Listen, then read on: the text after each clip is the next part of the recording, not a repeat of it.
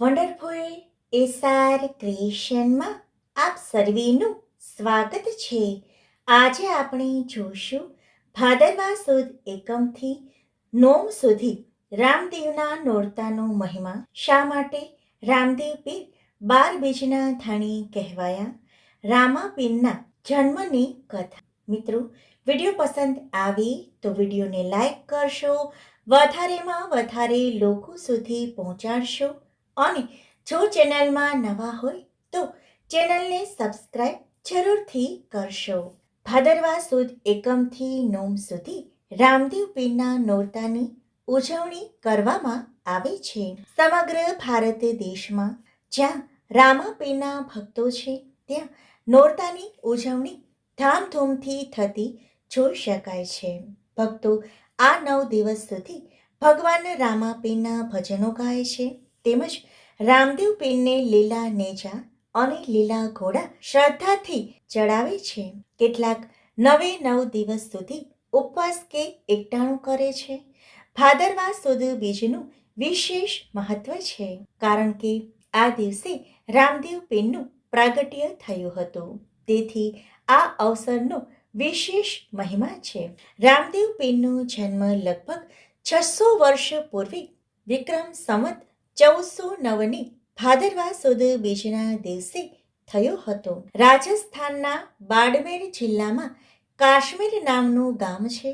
ત્યાં રામદેવ પીરનો જન્મ થયો હતો.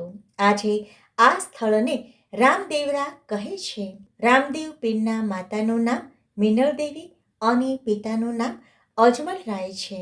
કહેવાય છે કે સ્વયં દ્વારકાધીશે રામદેવ પીરના સ્વરૂપે અજમલરાયને ત્યાં અવતાર લીધેલો હતો. પિતા અજમલરાય પોકરણના રાજવી હતા. વળી તે મહાદેવના પરમ ભક્ત હતા.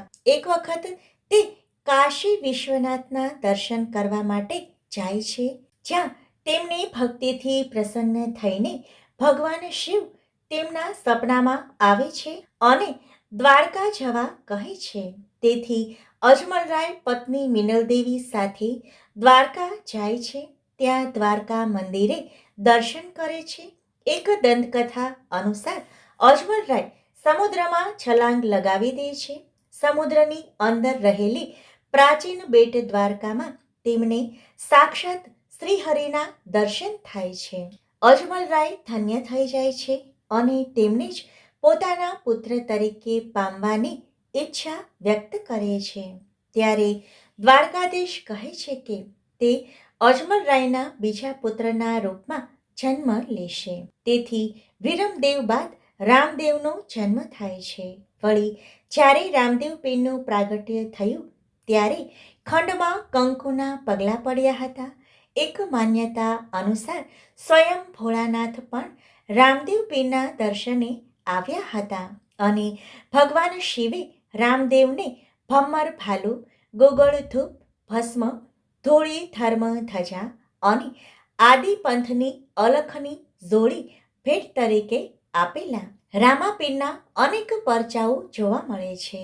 એકવાર 12 સંપ્રદાયના ધર્મ ગુરુઓએ રામાપીરની પરીક્ષા માટે તેને એક જ સમયે પોતાને ત્યાં પાટમાં પધારવા આમંત્રિત કર્યા. ત્યારે રામાપીર 12 સ્થાન પર એક જ દિવસે અને એક જ સમયે હાજર રહીને તેમનો પરચો પૂર્યો. ત્યારે 12 ધર્મગુરુઓએ સભા બોલાવી અને રામાપીરનો જય જયકાર કર્યો. તેથી તેને 12 બીજના ધણીનું નામ આપવામાં આવ્યું અને આમ તે 12 બીજના ધણી કહેવાયા.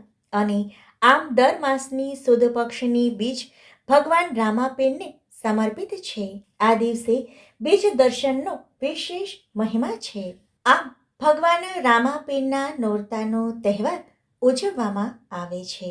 મિત્રો, વિડીયો પસંદ આવે તો વિડીયોને લાઈક કરશો, વધારેમાં વધારે શેર કરશો તેમજ જો ચેનલમાં નવા હોય તો ચેનલને સબસ્ક્રાઇબ જરૂરથી કરશો.